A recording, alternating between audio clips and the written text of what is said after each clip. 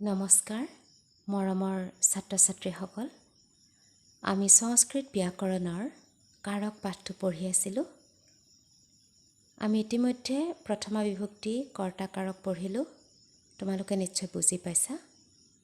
যদি কিবা বুজি নোপোৱা থাকে তেনেহ'লে সুধি ল'বা, মই আকৌ বুজাই দিম। ইয়াৰ পিছত আমি দ্বিতীয় বিভক্তি কৰ্মকাৰকৰো কেইটামান সূত্ৰ আমি পঢ়িছিলোঁ। আজি আমি পিছৰ সূত্ৰটো পঢ়িম।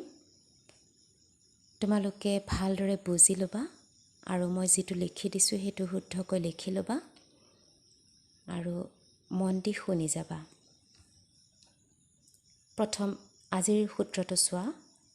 প্ৰত্যনু ঠিং নিকষা অন্তৰা অন্তৰেণ য়াৱৎ ভিহি।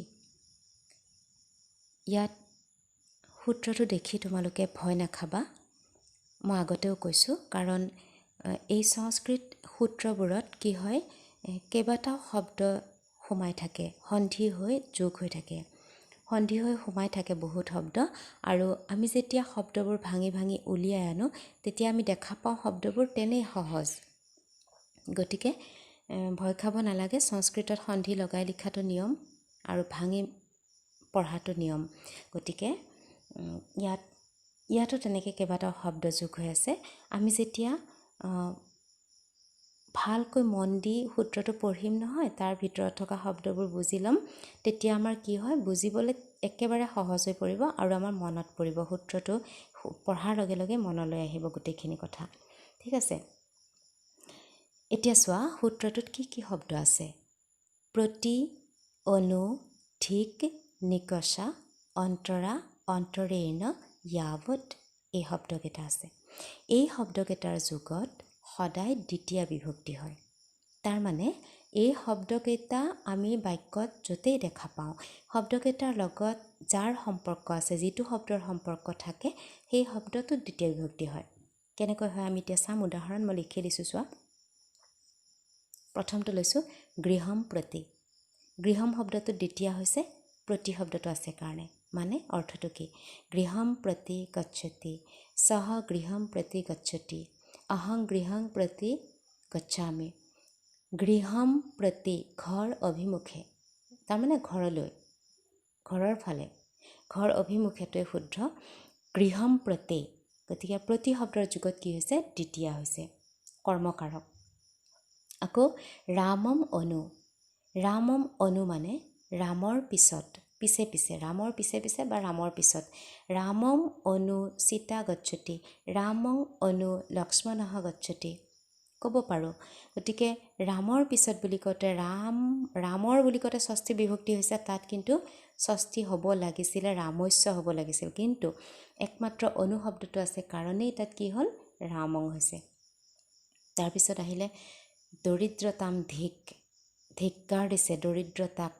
যি দৰিদ্ৰতাই এজন মানুহক কোঙা কৰি পেলাইছে, তেওঁ খাবলৈ নাই, পিন্ধিবলৈ নাই, ৰাতি টোপনি নাই, দিনত কষ্ট কৰিব লাগে। গতিকে কি হয়, ইমানেই দৰিদ্ৰতা, তেওঁৰ দৰিদ্ৰতাক ধিক্কাৰ দিছে। গতিকে সেই দৰিদ্ৰতাম, ধিক শব্দটো আছে কাৰণেই দৰিদ্ৰতাম দ্বিতীয় হৈছে। কেনেকৈ? বালিকা শব্দৰ নিচিনা দৰিদ্ৰতা। বালিকা, বালিকা বালিকে বালিকা আহা, বালিকাম তৃতীয়াৰ একবচন, দৰিদ্ৰতাম দ্বিতীয়াৰ একবচন। মন্দিৰম নিকষা। মন্দিৰম নিকষা, মন্দিৰৰ ওচৰত, নিকষা মানে ওচৰত। মন্দিৰম নিকষা একম উদ্যানম অস্তি।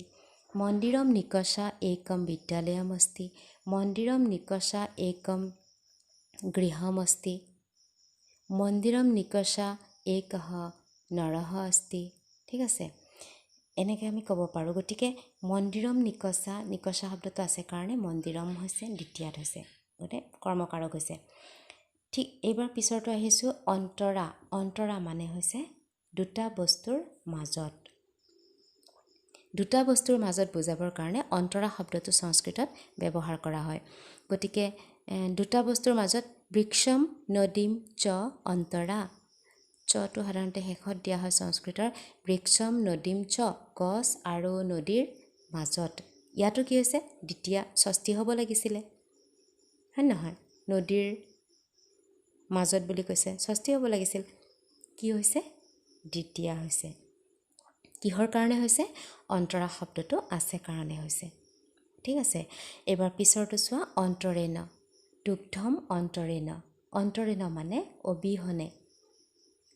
মই গাখীৰ অবিহনে ভাত নাখাওঁ। মই চাইকেল অবিহনে বিদ্যালয়লৈ নাযাওঁ। মই অমুকটো বস্তু অবিহনে একো নকৰোঁ। এনেকুৱা ধৰণৰ কথা কিছুমান কয়। সাধাৰণতে ল'ৰা ছোৱালীবিলাকে কয় ন, ছাত্ৰ ছাত্ৰীসকলে তোমালোকে কোৱা। মই অমুকটো বস্তু নাথাকিলে, অমুক বস্তু নাথাকিলে নপঢ়োঁ, অমুক বস্তু নাথাকিলে নাখাওঁ। এনেকুৱা ধৰণৰ কথাবোৰ অমুকৰ অবিহনে, তাৰমানে সেই যে অবিহনে বুজাবৰ কাৰণে অন্তৰেণ শব্দটো ব্যৱহাৰ কৰা হয়। আৰু দুগ্ধম অন্তৰেণ, গাখীৰ অবিহনে। বস্ত্ৰম অন্তৰেণ, কাপোৰ অবিহনে। ঠিক আছে, দুগ্ধম শব্দটোত দ্বিতীয়া হৈছে কৰ্মকাৰক। আৰু আকৌ শেষত আহিলে হিমালয়ং য়াৱৎ, হিমালয় পৰ্যন্ত। হিমালয়লৈকে, অমুকলৈকে, একেবাৰে শেষলৈকে এনেকুৱা বুজাবৰ কাৰণে, হিমালয়লৈকে এনেকৈ বুজাবৰ কাৰণে কি হয়? য়াৱৎ শব্দটো ব্যৱহাৰ কৰা হয়। হিমালয়ং য়াৱৎ, হিমালয় পৰ্যন্ত।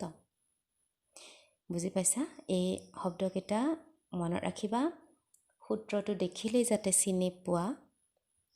আগতো কৈছিলোঁ সূত্ৰত দুই ধৰণে প্ৰশ্ন আহে। এটা হৈছে তলত দিয়াবোৰৰ প্ৰয়োগ দেখুৱাই বাক্য ৰচনা কৰা। উদাহৰণ যেনে দিব, প্ৰতি অনুধিক নিকষা অন্তৰা অন্তৰেণ য়াৱৎ ভি সূত্ৰ দিব। প্ৰয়োগ দেখুৱাই বাক্য ৰচনা কৰা, তেতিয়া তুমি এটা বা দুটা যিকোনো দি দিবা, উদাহৰণ দি দিবা। আৰু যদিহে উদাহৰণ আহে তেতিয়া কি আহিব? বৃক্ষম নদীম চ অন্তৰা, ইয়াত কি কাৰক বিভক্তি নিৰ্ণয় কৰা। তেতিয়া কি ক'ব লাগিব? অন্তৰা শব্দৰ যুগত দ্বিতীয় বিভক্তি কৰ্মকাৰক হৈছে। ক'ত? বৃক্ষম আৰু নদীম শব্দত। ঠিক আছে, উত্তৰটো তেনেকুৱা হ'ব। গতিকে নিশ্চয় বুজি পাইছা।